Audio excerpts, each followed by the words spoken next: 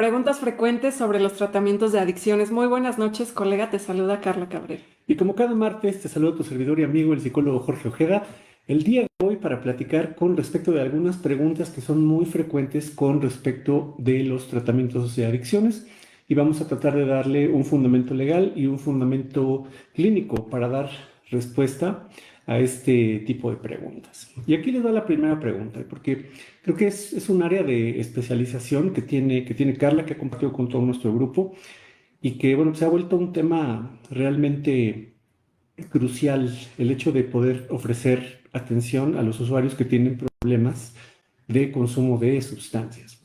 Y entonces la primera pregunta es, ¿qué podemos hacer para tratar a una persona que consume sustancias en psicología y psicoterapia? Bueno, pues la respuesta está en el numeral número 7.1 de la NOM 028 SSA 2-2009 para la prevención y tratamiento y control de las adicciones, que indica que lo primero que tenemos que hacer cuando hay una situación de consumo de una sustancia ilegal o de una sustancia que está afectando la salud, digamos, física, mental o social de un usuario, debemos realizar una valoración especializada.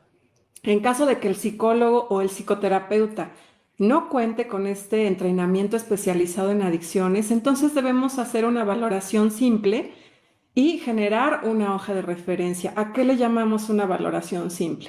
Hacer un examen mental, a aplicar una prueba si la tienes en tu consultorio, que te recomiendo que las tengas, una prueba simple, y a referir a un especialista en adicciones para que pueda hacer una evaluación mucho más profunda del caso y saber qué tipo de tratamiento es el más adecuado para esa persona en particular. En general, los ítems de las valoraciones básicas y de las valoraciones especializadas son los mismos, solo que una valoración, digamos, es como especializada, es más profundo, es decir, tenemos más información porque tenemos que tomar una determinación y en una valoración básica simplemente tenemos que generar una hoja de referencia. Pero aquí Carla, por ejemplo, nos va a platicar con respecto de cuáles son las preguntas básicas que tú debes hacerle a un usuario que consume sustancias. Pregunta básica. Debemos hacer examen mental cada sesión porque recordemos que están consumiendo sustancias, hay cambios en el organismo y cada sesión su examen mental seguramente se va a modificar. Lo segundo que tenemos que preguntar es qué consume actualmente, pero qué ha consumido a lo largo de la vida para hacer un estudio longitudinal del caso y saber con precisión cuántas sustancias, qué tipo de sustancias son sus predilectas y finalmente definir con esta información qué áreas de vida están afectadas, qué modalidad de tratamiento podemos recomendar, si va a ser un tratamiento ambulatorio, ambulatorio multidisciplinario o residencial. En general, eso es lo que tenemos que vigilar a lo largo de las valoraciones iniciales y dar el tratamiento subsecuente sumamente cuidado. Entonces, las atenciones que hacemos en los consultorios de psicología y psicoterapia con respecto del consumo de sustancias son de dos tipos, ¿no? Generamos una valoración especializada, si tienes el conocimiento, para poder determinar un tipo de tratamiento, como acaba de decir Carla, o generamos una hoja de referencia con un adictólogo, que precisamente va a generar esta valoración específica para poder darle un seguimiento adecuado a la vida del usuario. El no llevar a cabo esta valoración, el no llevar a cabo esta valoración, ojo, pone en riesgo la vida de los usuarios, porque es bien común que a lo mejor los psicólogos o los psicoterapeutas por este desconocimiento de la NOM 028 pensamos que es suficiente la psicoterapia cuando realmente no es así. Lo que necesitamos es una valoración y determinar el tipo de tratamiento. Y otra cosa que necesita un psicoterapeuta bien entrenado es tener la humildad para reconocer que no tenemos cierto expertise en cierto tema, sobre todo en los que tienen que ver con cuestiones orgánicas, porque el tiempo es oro. No podemos quedarnos con un caso de adicciones, especialmente porque va a avanzar, va a deteriorarse la vida, la salud de la persona que estamos atendiendo y solo por pensar que con la psicoterapia solita se va a curar. Entonces tengamos la conciencia y la humildad para referir prematuramente a un usuario consumidor de sustancias y bajo ninguna circunstancia quedarnos con él si no tenemos el entrenamiento. Ok, muy bien. Es un error grave, gravísimo en el tratamiento de las adicciones en psicología y psicoterapia el dar por hecho que todos los usuarios consumidores requieren de un internamiento. Aquí hay otro numeral muy importante que es el 5.3.1 de la NOM 028, precisamente de adicciones, que habla de que para que un usuario pueda ser internado requiere de una valoración precisamente específica con respecto al tipo de consumo que está haciendo y para tener un ingreso voluntario debe solicitarlo a la institución por escrito. En el caso de los menores de edad, por ejemplo, de los adolescentes, consumidores, personas que tienen menos de 18 años, un padre o tutor debe solicitar este ingreso por escrito de acuerdo al numeral 5.3.1. Y en el caso de los internamientos involuntarios, el numeral 5.3.2 nos dice que es específicamente para aquellos usuarios que están en riesgo, es decir, que corren un riesgo inminente de poner su vida en peligro o de poner en peligro la vida de otros usuarios. De hecho, el internamiento involuntario está súper en desuso actualmente. Actualmente está en desuso. Sí, totalmente está en desuso, de acuerdo a las... Perdón, quieren las uvas. Sí, es muy importante esto que acaba de mencionar Jorge. Los internamientos involuntarios están en desuso especialmente para poblaciones jóvenes, para adolescentes, niños, mucho menos personas que no tienen un trastorno grave. Está prohibido llevarlos a un internamiento involuntario. Esto ya está en desuso, así que no vulneremos los derechos de nuestros usuarios. Esto dejémoslo para las familias que están desesperadas, pero para un psicoterapeuta entrenado o para un terapeuta que acaba de terminar la licenciatura, por ejemplo, deben tomar decisiones clínicas, colegas, decisiones basadas en evidencia, decisiones legales y las que sean mejor para el usuario y sus familias. Y para eso nada mejor que la valoración inicial, que nos puede dar la información precisa, pero bajo ninguna circunstancia hacer internamientos involuntarios y mucho menos en instituciones de las cuales desconocemos su reputación porque no cuenten con... El reconocimiento de... Por supuesto, así que de la Secretaría de Salud. Si no cuentan con el reconocimiento de la Secretaría de Salud, por favor, no envíen a los usuarios a un internamiento porque suceden cosas terribles. Y bueno, creo que más de los internamientos involuntarios, más allá de, a lo mejor resuelven el problema momentáneamente, pero el usuario va a salir y cuando salga, no nada más va a volver a consumir, sino que va a tener aversión con respecto a los tratamientos psicológicos, psicoterapéuticos, de los internamientos, va a tener aversión de la familia y entonces no es... Se va a ir a consumir otra vez, no por es, supuesto. no es la solución en absoluto. Ok, el mejor momento para que un usuario inicie el tratamiento de adicciones en psicología y psicoterapia, es decir, iniciar el tratamiento con la valoración inicial que nos marca la NOM 028 SSA 2002-2009 de adicciones, es precisamente el momento en el que una situación, el consumo ya afectó profundamente, una relación ya afectó profundamente un significado muy importante para el usuario y ese es un momento crucial para poder generar una intervención de manera adecuada que inicia obviamente con una valoración. Aquí me parece muy importante la participación de la familia, porque nadie mejor para evaluar las consecuencias del consumo. A veces el usuario puede que no sea tan consciente de lo que ocurre a su alrededor, pero para eso está la familia. Entonces, la familia también debe ser entrenada en la toma de decisiones correctas.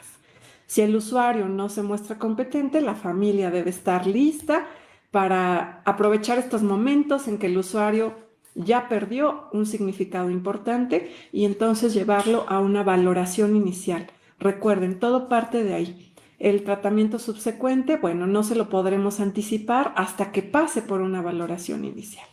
Y aquí, por ejemplo, vamos a recordar la perspectiva de la terapia centrada en el problema del Mental Research Institute con respecto de los problemas humanos.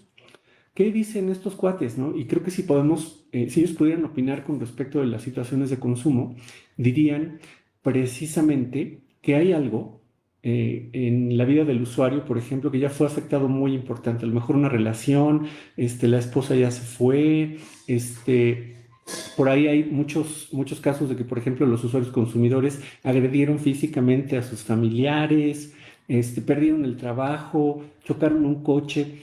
Y no es el hecho en sí, sino es más bien, como dice la terapia centrada en el problema del Mental Research Institute, no es tanto la situación en sí, sino lo que significa para el usuario.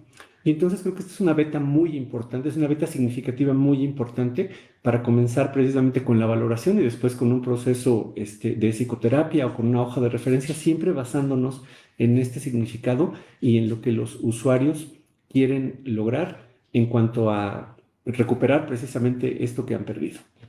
Y ahora vamos a verlo desde la terapia familiar estructural. Por ejemplo, cuando un usuario no llega a solicitar prematuramente ayuda de cualquier tipo, especialmente la psicoterapéutica, es porque hay un miembro del sistema que está funcionando como un homeostato. Alguien de la familia le está apapachando el consumo y, por supuesto, por ahí sale el deseo de consumir.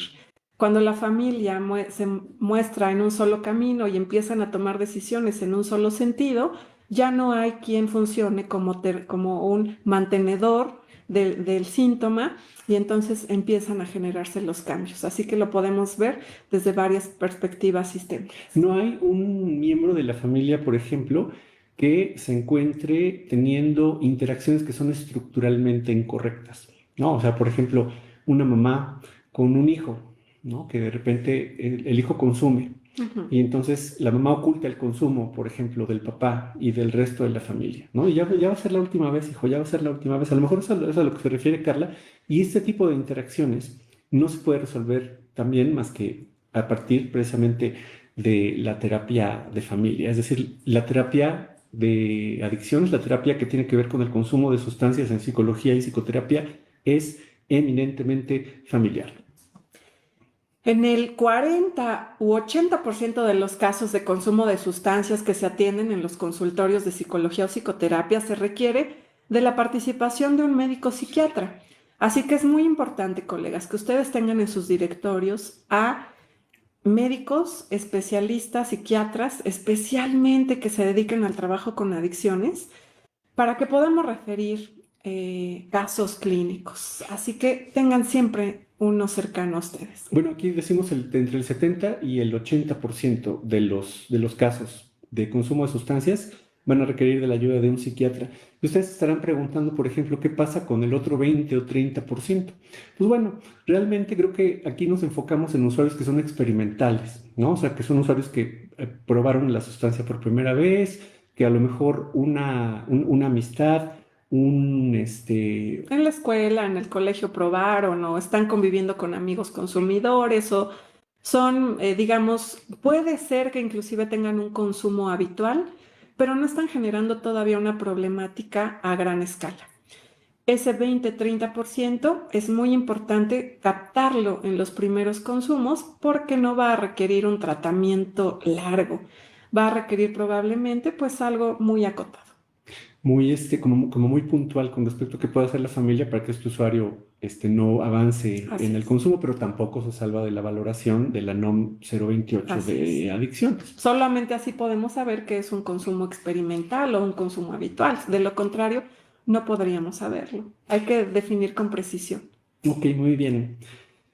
Los invitamos al webinar gratuito y exclusivo para psicólogos, historias de psicoterapia sobre el consumo de sustancias este próximo jueves 24 de octubre de 2024 en punto de las 5 de la tarde a través de videoconferencia Zoom, tiempo de la Ciudad de México. Y en el webinar vamos a abordar caminos muy específicos y estrategias muy específicas con respecto de cómo atender usuarios consumidores. Y desde luego también vamos a hacer